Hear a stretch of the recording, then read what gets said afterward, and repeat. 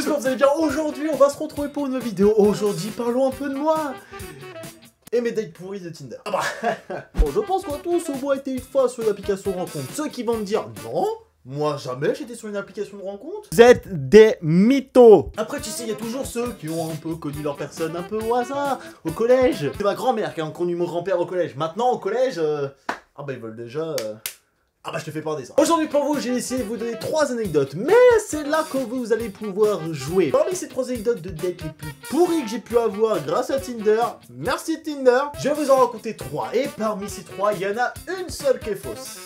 Bonne chance pour la trouver. Je vous rassure, je suis un bon menteur. Avant que cette vidéo commence, déjà je vous invite évidemment à lâcher un pouce bleu. Évidemment à toutes les filles qui vont voir cette vidéo et qui m'ont connu via ce Tinder. Salut! En espérant que tu passeras pas dans un prochain épisode, hein, j'ai envie de te dire. Allez, c'est parti, générique. Bon, vous savez très bien que Tinder, c'est ma spécialité un petit peu. J'en parle, je fais même des lives autour de ce thème-là. D'ailleurs, si vous voulez suivre les lives, vous pouvez me rejoindre sur Twitch et des fois sur YouTube. Faut activer la notification, on s'en bat les couilles. Ok, d'accord. D'accord. Quand t'as plus de 30 matchs sur Tinder, c'est déjà que c'est... Comment ça, c'est pas ouf, 30 matchs? Excuse-moi aussi, on peut pas tous être des Apollons. Mais bon, commençons tout de suite par la première anecdote. Bon, celle-là, c'est sûrement peut-être celle qui m'a un petit peu moins marqué. Mais quand même, c'est assez impressionnant. Ah, il y a des gens, des fois, dans la vie... Bon, je sais très bien qu'il y en a pas mal qui aiment beaucoup l'équitation. Et moi, j'ai beau dire ce que je veux dire, il y a un seul truc sur les gens qui font de l'équitation. Vous êtes une secte. Je comprends bien, tu vois, il y a des communautés, des trucs comme ça. Mais les gens qui font de l'équitation, c'est des sectes. Ils ont un style à eux, ils ont des trucs à eux, mais ils sont un truc, faut se calmer de temps aimer son cheval. Bon bref, j'ai rencontré une fille qui était cavalière grâce à cette application là. Et ma foi, je pense que c'était le rendez-vous le plus, comment dire, coupé court, c'est même pas le beau. Genre j'ai voulu me tracer à une vitesse mais pas possible. Et en fait ce qui se passait c'est que tu vois, moi je suis quelqu'un qui peut être assez tactile assez facilement. Tu vois, je connais bien la personne, s'il y a le petit feeling, ok. Mais comment expliquer que quand j'ai pas envie d'être tactile, ne colle pas à moi? Surtout si je te connais pas. Mais bon, ce qui s'est passé, c'est que cette fille-là a voulu insister pour qu'on aille boire un verre assez rapidement. C'est-à-dire un jour après qu'on ait commencé à parler. Ce qui est un poil rapide. Mais bon, vous savez très bien, j'ai beau dire. Bon, pendant tout le rendez-vous, elle m'a parlé de quoi? Très bien compris de quoi elle m'a parlé pendant tout le rendez-vous. Sauf que moi, tu vois, j'aime bien parler, j'aime bien dire des trucs. Elle m'a même pas laissé en placer une. C'était au moment pour couper court, pour dire non, non, non, s'il te plaît, stop, plus équitation. Non. Bon bref, je vous ai dit qu'elle était assez un peu insistante. C'est pas grave en soi, c'est pas excessivement grave. Je vous dis bon, c'est un peu un rendez-vous bébé, des trucs comme ça. Je me dis bon, dans pire des cas, je la reverrai pas. Je vous dis bon, merci, au revoir, hasta bambino, hasta bambina. Sauf que tu vois, moi je suis quelqu'un de gentleman. Je me dis bon, elle a une main intéressante. Elle avait un poil d'humour, un poil. Mais bon, qu'est-ce qui s'est passé par la suite? Mais c'est que madame, dans son élan de bonté, a insisté pour, ouvrir les guillemets, l'aider à ramener son cheval. Je suis là d'être un expert en cheval, mais jusqu'à preuve du contraire, sachant qu'on était en plein mois de décembre et qu'on se caillait les couilles dehors, je pense que son cheval, s'il était dehors à 23 h, il devait pas avoir super chaud. Alors je pense que je suis loin d'être le mec le plus débile, mais quand techniquement quelqu'un te propose de l'aider à ramener son cheval, pour mettre le cheval dans l'écurie. Ah, je crois que c'est la métaphore la plus dégueulasse que j'ai faite. Et c'est à ce moment-là, je me suis dit, bon, là, elle veut clairement qu'il se passe un truc entre elle et moi. Ok, c'est pas grave, en fait, c'est pas grave, c'est pas grave. Sauf que, madame, vous savez ce que c'est une censure? En gros, mon bras s'est retrouvé gangréné à ce niveau-là parce qu'elle voulait absolument me coller. Je comprends bien, au bout d'un moment, faut toujours être sympa, tu vois, moi je suis sympa, j'ai voulu la accompagner. Sauf que, bah, voilà, comment lui faire comprendre que, voilà, on est en plein hiver, je comprends qu'il fait froid, je vais pas te passer ma veste non plus, faut pas déconner. Sachant que c'est la première fois qu'on se rencontre, c'est un petit peu bizarre, tu vois. Et surtout qu'elle a enchaîné à me dire, je veux absolument que tu ailles m'aider à rentrer mon cheval. Je ne veux pas voir ton cheval et je veux encore moins voir ta lune. Donc... c'est métaphorique. Oh putain, je suis chaud métaphore là ce soir. Mais bon, comme expliqué, c'est non, bon, finalement, tu vois, elle a voulu, elle a compris que voilà, il était temps de partir. Elle a essayé de m'embrasser. Je sais que je dois avoir un charme sur moi à toute épreuve. Pas du tout. Celle-ci est un petit peu plus hardcore, dans le sens où je pense que j'ai dû tomber sur une putain de psychopathe.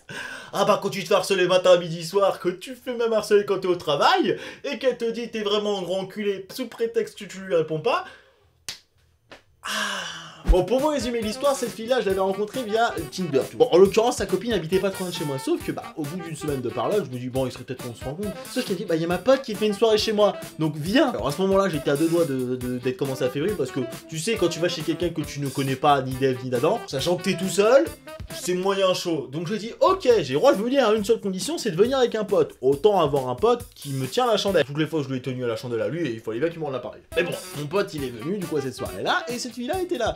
Très gentille, très aimable, comme ça. Mais bon, par la suite, cette fille, je pense qu'elle a eu un petit coup de cœur pour moi. Et c'était très cool, parce qu'au final, elle était gentille. En tout cas, que je découvre ça tant en personne. Par la suite, ce qui s'est passé, c'est que j'ai vite compris qu'elle voulait m'accaparer. Elle voulait très vite comprendre que j'étais à elle. Sauf que, bah, il s'était rien passé entre elle et moi, on s'était jamais embrassé, il y a eu aucun autre souci à côté. Mais à partir du moment où tu m'appelles 20 fois par jour et que je te réponds pas parce que je suis en réunion pour mon travail, et que je suis en réunion pour mon travail. Qu'est-ce que tu comprends pas dans le mot réunion? Donc matin, midi, soir, je me fais harceler tout le temps parce que j'étais, je pouvais pas répondre. Bon, évidemment, à l'époque, je commençais déjà les vidéos sur YouTube. Donc un soir, je lui ai quand même dit, bon là, ça fait 10 minutes que t'es en train de me casser les couilles parce que je dois faire une vidéo, je dois commencer à bosser. Donc au bout d'un moment, tu vas te calmer, tu vas prendre un tic-tac suivi d'un Doliprane et tu reviendras quand tu seras calmé. Sur ce, salut. Oh bah je crois que c'est le moment où j'étais vénère intérieurement, mais j'étais calme. Évidemment, 20 minutes plus tard, elle me rappelle, elle fait excuse-moi.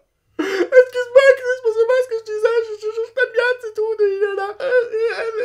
et en plus je t'aime.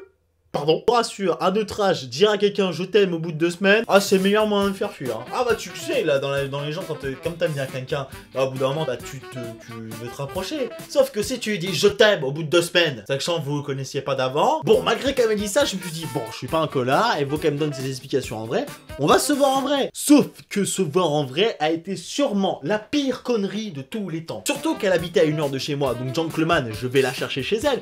1 heure de voiture, aller-retour. 1 heure aller, 1 heure retour. Ça fait mal au carburant. Et déjà qu'à l'époque, je gagnais pas beaucoup de thunes, je te jure que ça m'a fait mal au cul. C'est pas le moment le plus malaisant pour moi et le plus malsain pendant ce rendez-vous. Sur le chemin du restaurant, madame n'a rien trouvé de mieux que me dit. Tu vois cette maison? C'est là où mon ancien plan cul il habite. Pourquoi? Pourquoi tu me sors que ton plan cul il habite là si tu veux me pécho? Je m'en fous de tes anciennes relations, c'est sûrement le pire truc qu'il faut jamais sortir à un rendez-vous. Mais non, je vous ai dit, bon à ce moment là j'ai rien dit, tu vois, je me suis dit bon c'est passager. Elle m'a fait ça 3 fois de suite. Donc c'est à dire que sur le chemin entre chez elle et le restaurant, madame m'a dit, je vais trouver un plan qui habite là. Eh ben, je vous jure que c'est pas fameux. Bon, je vous laisse deviner ni une ni deux, à la fin du rendez-vous, je me suis barré le plus long possible chez moi. Mon pote m'attendait avec une bière parce qu'il fallait vraiment compenser la soirée de merde. Troisième histoire, alors celle-là, c'est sûrement une histoire entre mélange de faits, d'enquête spéciale et de tu t'es foutu de ma gueule. Ah bah je vous jure que celle-là, elle était la pire. À l'époque, je commençais déjà à bosser dans une ancienne boîte par l'école où j'étais en alternance pour ma dernière année d'études. Bon, c'était pas fameux, il fallait absolument que je parte en voyage. À un moment, il fallait que je parte en voyage pour un tournage d'une émission, bref. C'était pas. Mais à cette époque, je me suis dit, bon, il était temps de profiter de ma dernière année d'études, de profiter d'être un bon gros charreau. Donc, allez hop, on installe Tinder et on va choper les filles. Sauf que, à un moment, je me suis dit, putain, j'ai rencontré la perle rare. La fille était super belle, la fille était super intelligente et elle avait beaucoup de conversations. Il y a quand même un truc bizarre, c'est trop beau pour être vrai. Il y a toujours ce moment où tu te dis, elle est trop belle, qu'elle est matchée avec moi, il y a un problème. Et en plus qu'elle soit super intéressante et trucs comme ça, il y a un truc bizarre. Surtout sur Tinder, il y a un truc bizarre. Mais le problème, c'est que je me suis pas, au début, je me suis pas fié. Je me suis dit, bon, c'est bizarre, mais bon, sans plus. Après avoir parlé pendant plusieurs semaines, elle et moi, au bout d'un moment, je me suis dit, bon, c'est bon, on discute toi et moi pour être qu'on se voit là, parce qu'au bout d'un moment, c'est bizarre. Sauf que, pour résumer, sur son profil, tout ce qui avait marqué, c'était il y avait une photo d'elle, et photo où elles étaient deux. Et retenez bien cette information, sur cette photo où elles étaient deux, vous allez sûrement très comprendre ce qui s'est passé, mais c'est ce qui s'est passé. Pour arriver au rendez-vous, je vois donc la fille qui était sur toutes les photos arriver vers moi et me dire « Salut Chris, c'est pas avec moi que t'as rendez-vous. » Bah si, c'est toi sur le profil depuis le départ, c'est toi que j'ai comme gueule depuis le départ, donc forcément c'est toi. Oui, mais en fait, depuis le départ, tu parles avec ma pote, qui est là-bas, et en fait, ce qui va être bien, c'est que vous allez faire votre rendez-vous, mais moi je vais être là avec pour la rassurer. Donc en gros, t'es en train de me sortir que depuis le départ, je parle avec ta pote, et qu'en plus ta pote, voilà quoi, et que vous allez venir à deux au rendez-vous. Bah une pierre de coups, allez. Non, sur le moment, je vous assure, j'étais un peu dubitatif, j'étais en train de me dire, je me suis pris une douille là, on est d'accord. Clairement une grosse douille mais monumentale. Bon, gentleman que je me suis dit, bon ça peut pas être pire. Dans le pire des cas c'était dans un bar, il y avait une masse de monde, dans le pire des cas j'avais très bien qu'il pouvait rien m'arriver. Bon, dans le pire des cas, je partais 2 heures après avec mon train, je me disais, bon, ça va me compléter les 2 heures de mon temps. Sur les cas, elles sont peut-être intéressantes. Arrivé au bar, je me dis, bon, on va boire un verre, un truc comme ça. Mais ce qui s'est passé, c'est que, bah, elles me parlaient pas, en fait. Moi, je leur posais des questions, et elles parlaient entre elles. Donc, tu vois qu'à ce moment-là, tu te sens clairement en trop. Là, elles se foutent clairement de ma gueule. Au bout d'un moment, tu vas arrêter tes conneries et me dire ce qui se passe. 5 minutes après avoir commencé à boire, qui débarque 10 de leurs potes. Il y a 10 personnes que je ne connais absolument pas qui débarquent et ça se transforme en soirée improvisée. Alors, qui c'est qui était en trop dans la soirée? Il y a personne qui m'a parlé. J'étais avec ma bière derrière. Bon, évidemment, je vous laisse deviner qu'à ce moment-là précis, je me suis un petit peu éclipsé. Et 20 minutes après, je reçois un message. Mais t'es où? Loin de toi. Le plus loin possible de vous. Vous et vos potes tarés, là. Ah, parce qu'en plus, dans vos potes, il y en avait clairement qui étaient... Il en manquait des casses, clairement. Bon, bref, je vous ai présenté 3 de mes dates Tinder, mais il y en a beaucoup d'autres. Je vous invite à me dire en description quelles ont été vos pires dates avec toutes les applications de rencontre. Il y en a tellement qu'on peut pas forcément faire que Tinder. Ah, je vous jure qu'il y a dû avoir des trucs. N'hésitez pas à me le dire dans le commentaire. J'hésiterai pas à en faire une vidéo s'il y en a vraiment beaucoup qui ont joué le jeu. Et ce serait grave cool. N'hésitez pas à partager cette vidéo sur les réseaux sociaux, TikTok, Instagram. Ça suffit. C'est genre trop. Et sur ce, je vous dis rendez-vous pour une prochaine vidéo. Justement.